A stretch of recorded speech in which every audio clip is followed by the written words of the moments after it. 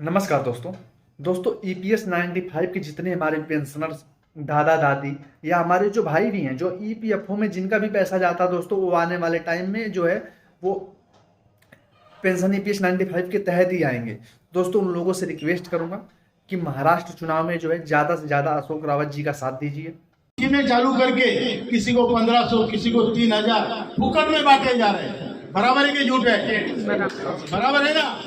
ये लाडली बहना लाडकी बहना मतलब आपको खुलेआम ब्राइब देके वोट लेनी है, और जिन लोगों के पैसे आपके पास है उसको आपने दबा के रखा है, उनको बुढ़ापे की हालत में दर दर भटकने के लिए छोड़ा।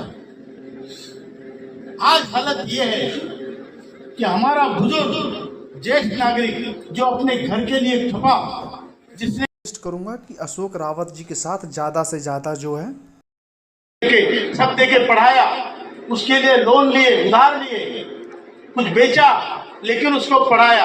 आज उसके सामने हम हाथ फैलाने लगे हैं, फैलाने पड़ रहे हैं। तो जब हाथ फैलाते हो, पहली बार 500 देगा, दूसरी बार 500 देगा, तीसरी बार उसकी बीवी उसको पूछेगी कहीं बुढ़ा जुआ तो नहीं खेल रहा है। हर बार 500 मांगता है, मीटिंग है बोलता है। बराबर है कि झूठ है? हम जो जिंदगी चाहे हमारे घर में भी जी रहे हो, लेकिन वो जिल्लत भरी है, वो स्वाभिमान की जिंदगी नहीं है। जिस घर में मेरे पास आज तक दातृत्व था, पितृत्व था, उस घर में मैं लाचार हूं, मांगने के लिए लाचार हूं।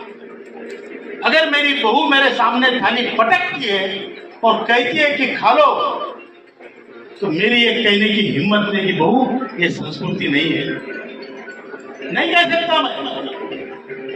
इसलिए मुझे इन्होंने मेरा सब कुछ मेरे पास होते हुए इनके पास दिया होने के कारण इन्होंने आज मुझे अपाहिज बना दिया, अपने ही घर में मुझे बेगाना बना दिया।